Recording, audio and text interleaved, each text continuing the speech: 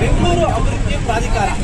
ಈ ಒಂದು ಪ್ರಾಧಿಕಾರದ ವಿರುದ್ಧ ಆಗಾಗ ಸಾಕಷ್ಟು ಸಂಖ್ಯೆಯಲ್ಲಿ ರೈತರಿರ್ಬೋದು, ಬೇರೆ ಬೇರೆ ಭಾಗದವರು ಕೂಡ ಪ್ರತಿಭಟನೆಗಳನ್ನು ಮಾಡ್ತಾನೆ ಇರ್ತಾರೆ. ಇವತ್ತು ಕೂಡ ಮಹಿಳಾ ದಿನಾಚರಣೆ, ಆದರೆ ನೂರಾರು ಮಹಿಳೆಯರು ಸೇರಿಕೊಂಡು ಇವತ್ತು ಬಿಡಿಎ ವಿರುದ್ಧ ಆಕ್ರೋಶಗಳನ್ನು ವ್ಯಕ್ತಪಡಿಸ್ತಾ ಇದ್ದಾರೆ. ಯಾಕಪ್ಪ ಅಂದ್ರೆ ಈಗ ಬಿಡಿಎ ಹೊಸದಾಗಿ ಲೇಔಟ್ ಮಾಡ್ತೀವಿ, ಹೊಸ PRR ರೋಡ್ ಮಾಡ್ತೀವಿ ಅಂತ ಹೊಸದಾಗಿ ಕೂಡ ನೋಟಿಸ್ ಅನ್ನು ಕೊಡ್ತಾ ಇದೆ. ಜೊತೆಗೆ ಈಗಾಗಲೇ PRR ರಸ್ತೆ ಗೊತ್ತಿರ್ಬೋದು, ಅದನ್ನು ಮತ್ತೆ ಈ ಭಾಗದಲ್ಲಿ ಮಾಡ್ತೀವಿ ಅಂದ್ರೆ ಮಾದನಾಯಕರಲ್ಲಿ ತುಮಕೂರು ಹೈವೇ ರಸ್ತೆ ಭಾಗದಲ್ಲಿ ಬರುವಂತ ಜಾಗದಲ್ಲಿ ಕೂಡ ಈಗಾಗಲೇ PRR ರಸ್ತೆ ಮಾಡ್ತೀವಿ. ಅದರ ಅಕ್ಕಪಕ್ಕದ ಜಾಗಗಳಲ್ಲಿ ನಾವು ಕೂಡ ನಿವೇಶನಗಳನ್ನು ಮಾಡ್ತೀವಿ, ಹೊಸ ಲೇಔಟ್ ಮಾಡ್ತೀವಿ ಅಂತ ಎಲ್ಲರೂ ಕೂಡ ನೋಟಿಸ್ ಕೊಟ್ಟಿದೆ. ಬಟ್ ವಾಸ್ತವ ಏನಂತಂದ್ರೆ ಸುಮಾರು ಈಗ ನೋಡಿ ನೋಟಿಸ್ ಎಲ್ಲ ಕೊಡ್ತಾ ಇದ್ದಾರೆ.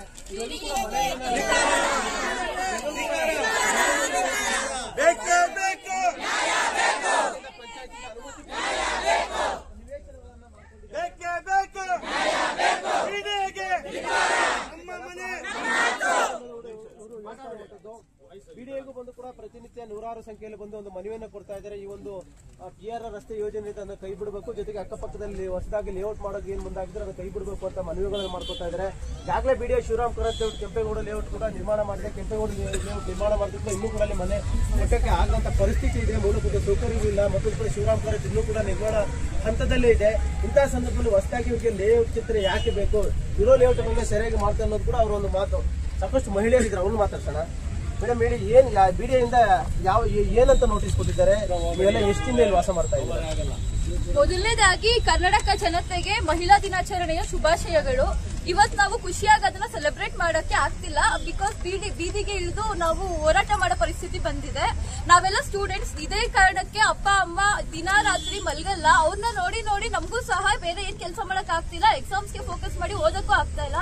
ನಂತರನೇ ಲಕ್ಷಾಂತರ ಜನ ಸ್ಟೂಡೆಂಟ್ಸ್ ಫ್ಯೂಚರ್ ಕೂಡ ಇದ್ರ ಮೇಲೆ ನಿಂತಿದೆ.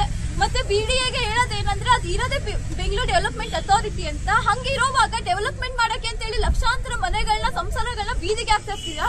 ಅದ್ರ ಬಗ್ಗೆ ನಾನು ಕೇಳ್ತಾ ಇದ್ದೀನಿ. ಮತ್ತೆ 2005ರಲ್ಲಿ ಆಗಿರೋದ್ನ ಇಲ್ಲಿವರೆಗೂ ಇಷ್ಟು ಗ್ಯಾಪ್ ಯಾಕೆ ಕೊಡ್ಬೇಕಿತ್ತು? ಆ ಟೈಮಲ್ಲಿ ಒಂದ್ ಮನೆಗಳು ಇರ್ಲಿಲ್ಲ, ಆಗ್ಲೇ ಅವ್ರು ಅದನ್ನ ಮಾಡಿದ್ರೆ ಇಷ್ಟು ಪ್ರಾಬ್ಲಮ್ಸ್ ಯಾರಿಗೂ ಆಗ್ತಾ ಇರ್ಲಿಲ್ಲ. ಮತ್ತೆ ಇಲ್ಲಿರೋರೆಲ್ಲ ತುಂಬಾ ಮಿಡಲ್ ಕ್ಲಾಸ್ ಬಡವ್ರೆ, ಅವ್ರ ಜೀವನ ಪೂರ್ತಿ ದುಡ್ದಿರೋ ದುಡ್ಡನ್ನ ಒಂದು ಸೈಟ್ ಮನೆಗೆ ಅಂತ ಬಂಡವಾಳ ಹಾಕಿರ್ತಾರೆ. ಅವ್ರ ಮಕ್ಳು ಏನ್ ಬೀದಿಗೆ ಬರ್ಬೇಕಾ? 50 ವರ್ಷದ ಕಷ್ಟಕ್ಕೇನು ಬೆಲೆ ಇಲ್ವಾ? ಅದನ್ನ ನಾನು ಹೇಳಕ್ ಇಷ್ಟಪಡ್ತೀನಿ. ಹೇಳಿದ್ರಿ ಇವತ್ತು ಮಹಿಳಾ ದಿನಾಚರಣೆ ಖುಷಿಯಾಗಿರ್ಬೇಕು, ಆದ್ರೆ ಇವತ್ತು ಬೀದಿಗಿಳಿದು ಹೋರಾಟ ಮಾಡ್ತಿದ್ವಿ ಅಂತ. ನೀವು ಯಾವಾಗ ಸೈಟ್ ತಗೊಂಡಿದ್ರಿ, ಮನೆ ಕಟ್ಟಿದ್ರೆ ಎಲ್ಲೋ ಅಂತ?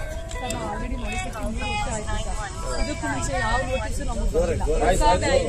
ನಮಗೆ ನೋಟಿಸು 15ನೇ ಇಸ್ವಿಗೆ ಕ್ಯಾನ್ಸಲ್ ಆಗಿದೆ. ಮತ್ತೆ ಇದನ್ನ ರೀಓಪನ್ ಮಾಡಿದ್ದಾರೆ. ಬಿಡಿಎ ಲಿಮಿಟ್ಸ್ ಏನಿದ್ರು ಒಳ್ಳೆ ಯೋಜನೆ ಮುಗಿಸ್ಬೇಕು. ಬಟ್ ಈಗಾಗಲೇ 20 ವರ್ಷ ಆಗಿದೆ.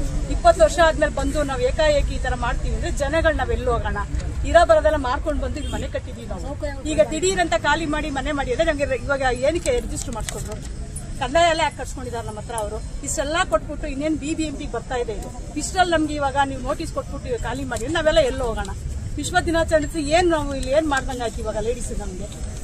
ಯಾರು ಈ ರೀತಿ ಎಲ್ಲ ಮಾಡ್ತಾ ಇದ್ದಾರೆ? ಬಿಡಿಎ ಆಫೀಸರೇ ಸರ್, ನಮ್ಗೆ ಬಿಡಿಎ ಇಂದಾನೇ ಇದೆಲ್ಲ ಆಗ್ತಾ ಇರೋದು. ನಮ್ಗೆ ಇವಾಗ ಯಾರು ಮನವಿ ಮಾಡ್ಕೊತೀವಿ? ಮನವಿ ರಾಜ್ಯ ಸರ್ಕಾರಕ್ಕೆ ನಾವು ಮನವಿ ಮಾಡ್ತಾ ಇದೀವಿ. ಸಿದ್ದರಾಮಯ್ಯ ಅವ್ರನ್ನ ಕೇಳ್ತಾ ಇದೀವಿ, DK ಶಿವಕುಮಾರ್ ಅವ್ರನ್ನ ಕೇಳ್ತಾ ಇದೀವಿ. ನಮ್ಗಳದೆಲ್ಲ ಕಷ್ಟ ನೋಡಿ ನಮ್ಗೆ ಪರಿಹಾರ ಕೊಡಿ, ನಮ್ಗೆ ಮೇನ್ ಮನೆಗಳು ಉಳಿಸ್ಕೊಡಿ, ಸಮಸ್ಯೆಗೆ ಪರಿಹಾರ ಕೊಡಿ. ಸರ್, ನಾವು 15 ವರ್ಷ ಗಾರ್ಮೆಂಟ್ಸ್ ಅಲ್ಲಿ ಕೆಲಸ ಮಾಡಿ ತಂದಿಲ್ ಬಂಡವಾಳ ಹಾಕಿ ಜಾಗ ತಗೊಂಡಿದ್ದೀವಿ.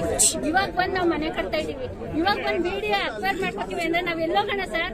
ನಾವ್ ಇರ್ಬಾರ ದುಡ್ಡೆಲ್ಲ ಕಷ್ಟಪಡ್ತಾನೆ ಸೈಟ್ ಮೇಲೆ ಹಾಕಿ ಇವಾಗ ಮನೆ ಸ್ಟಾರ್ಟ್ ಮಾಡಿದೀವಿ. ನಾವ್ ಎಲ್ಲೋಗೋಣ ಹೇಳಿ? ಇವಾಗ ಮನೆ ಹೌದು, ನಾವು ಗಾರ್ಮೆಂಟ್ಸ್ ಅಲ್ಲಿ ಕೆಲಸ 15 ವರ್ಷ ಸರ್ವಿಸ್ ಮಾಡಿದ್ರೆ ನಾವು ಇಲ್ಲಿ ಭೂಮಿ ಮೇಲೆ ಹಾಕಿದೀವಿ ಸರ್, ನಮ್ದು ಒಂದ್ ಜಾಗ ಇರ್ಲಿ ಅಂತ. ಇವಾಗ ಬಂದ್ ಈ ತರ ಮಾಡೋದು, ಇವಾಗ ಮನೆ ಸ್ಟಾರ್ಟ್ ಮಾಡಿದೀವಿ. ಈಗ ಏನ್ ಮಾಡೋದು ನಾವು? ಬ್ಯಾಂಕ್ ಅಲ್ಲಿ ಲೋನ್ ತಗೊಂಡು ಮನೆ ಕಟ್ತಾ ಇದೀವಿ. ಲೋನ್ ಹೆಂಗ್ ಕಟ್ಟೋದು ನಾವು? ಬಂದ್ ಇವಾಗ ಸಡನ್ ಆಗಿ ಬಂದ್ ಈ ತರ ನೋಟಿಸ್ ಕೊಟ್ರೆ ಮನೆ ಕಟ್ಟಿ 10 ವರ್ಷ ಆಯ್ತು. 10 ವರ್ಷದಲ್ಲಿ ಲೋನ್ ತಗೊಂಡಿದ್ವಿ. ಇದುವರೆಗೂ ನನಗೆ ಬಡ್ಡಿ ಕಟ್ಟಿಂದ 1 ಲಕ್ಷ ಅಸಲ್ತಿರಿಲ್ಲ. ಅಂತದ್ರಲ್ಲಿ ಮನೆ ಉಳಿಸ್ಕೋಬೇಕು ಅಂತ ನನ್ನ ಮಕ್ಕಳ ವಿದ್ಯಾಭ್ಯಾಸನೂ ಹೋಯ್ತು. ನಾನಿಲ್ಲ ಆಳದ ಯಜಮಾನರು ಇವಾಗ ಮನೆಗೋಸ್ಕರ ಒದ್ದಾಡ್ತೀವಿ. ಮನೇನು ಕಿತ್ಕೊಂಡ್ರೆ ನಾವೇನ್ ಮಾಡ್ಬೇಕು ನೀವ್ ಹೇಳಿ ಸರ್? ರಾಜ್ಯ ಸರ್ಕಾರಕ್ಕೆ ಮನವಿ ಮಾಡ್ಕೊತಾ ಇದೀವಿ ಅಷ್ಟೇ. ಇರೋರೆಲ್ಲ ಬಡವರೇ. ನಾವು ಗಾರ್ಮೆಂಟ್ಸ್ ನಾವು ಕೂಲಿ ಮಾಡ್ಯಾರ 10 ವರ್ಷ ಆಯ್ತು. ಬಡ್ಡಿ 10 ಲಕ್ಷ ಲೋನ್ ತಗೊಂಡು 10 ಲಕ್ಷಕ್ಕೆ 1 ಲಕ್ಷ ಅಸಲ್ಸಿರೋದು, ಇನ್ನು 50 ಲಕ್ಷ ಇದೆ. ಅಂತಂದ್ರೆ ನಾವು ಮನೆ ಉಳಿಸ್ಕೋಬೇಕು ಅಂತ ಇಷ್ಟೊಂದು ಕಷ್ಟ ಬಿದ್ದು ಮಾಡ್ತಾ ಇದೀವಿ. ಅಂತ ಇವ್ರು ಹಿಂಗ್ ಮಾಡೋದು ನಾವೇನ್ ಮಾಡ್ಬೇಕು ನೀವ್ ಹೇಳಿ ಸರ್? ನಮ್ಗೆ ಮನೆ ಉಳಿಸ್ಕೊಡಿ ಅಷ್ಟೇ ಸರ್, ಹೇಳೋದಷ್ಟೇ. ತಗೋತೀವಿ ಸರ್. ಸಿದ್ದರಾಮಯ್ಯ ಮಹಿಳಾ ಇದು ಅಂತ ನಾವು ಇವಾಗ ಸಂತೋಷವಾಗಿರೋ ಅಂತ ಕಾಲಲ್ಲಿ ನೋಡ್ರಿ ದುಃಖದಾಗಿರೋ ಅಂತ ವ್ಯವಸ್ಥೆ ತಂದು ಇಟ್ಬಿಟ್ಟಾರೆ. ಬಿಡಿಯರಿ ಈಗ ಮಾಡಬಾರ್ದಿತ್ತು. ನಾವು ಕೂಲಿ ಮಾಡ್ಕೊಂಡು ಮನೆ ಕಟ್ತೀವಿ. ಈಗಲೂ ನಾನು 2 ಅಂಗಡಿ ಕ್ಲೀನರ್ಗೆ ಹೋಗ್ತೀನಿ, ಬಾಕಿ ಕ್ಲಾಸಿಗೆ ಹೋಗ್ತೀನಿ, ಕ್ಲೀನ್ ಮಾಡ್ಕೊಂಡು ಬರ್ತೀನಿ. ಇವತ್ತು ರಜಾ ಹಾಕಿ ಬಂದಿದ್ದೀನಿ.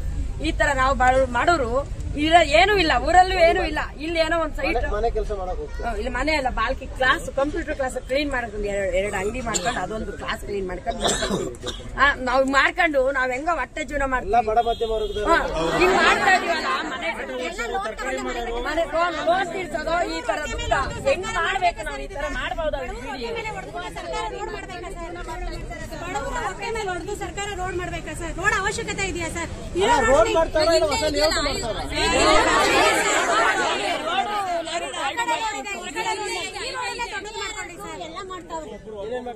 ಸರ್. ಪಿಯರ್ 2 ಬರಬಾರ್ದು ಸರ್. ಇಲ್ಲಿ ನಮ್ಗೆ 1 ಕಿಲೋಮೀಟರ್ ದೂರ ಸುತ್ತಮುತ್ತ ರೋಡ್ಗಳಿದಾವೆ.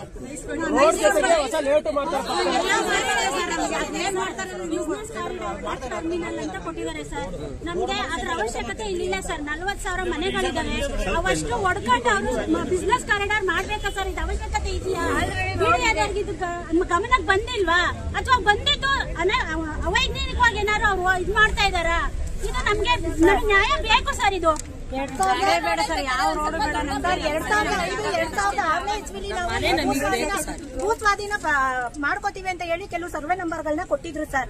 ಇವಾಗ ಅವತ್ತಿಗಿಂತ ಏನ್ ಸರ್ವೆ ನಂಬರ್ಗಳನ್ನ ಇಲ್ಲಿ ಮೆನ್ಷನ್ ಮಾಡಿದ್ರು, ಇವತ್ತು ಅದಕ್ಕಿಂತ ಜಾಸ್ತಿ ಸರ್ವೆ ನಂಬರ್ಗಳನ್ನ ಸೇರಿಸಿ ನೋಟಿಸ್ ಮಾಡ್ತಾ ಇದ್ದಾರೆ. ಇವತ್ತು ಈ ಏರಿಯಾಗ ಬರುತ್ತೆ, ನಾಳೆ ಇನ್ನೊಂದು ಏರಿಯಾಗ ಬರುತ್ತೆ, ನಾಳೆ ಇನ್ನೊಂದು. ಒಂದೇ ಒಂದು ಪ್ರಶ್ನೆ, ಅವ್ರೇನು ಉತ್ತರ ಕೊಡ್ತಾರೆ ಇವರೆಲ್ಲ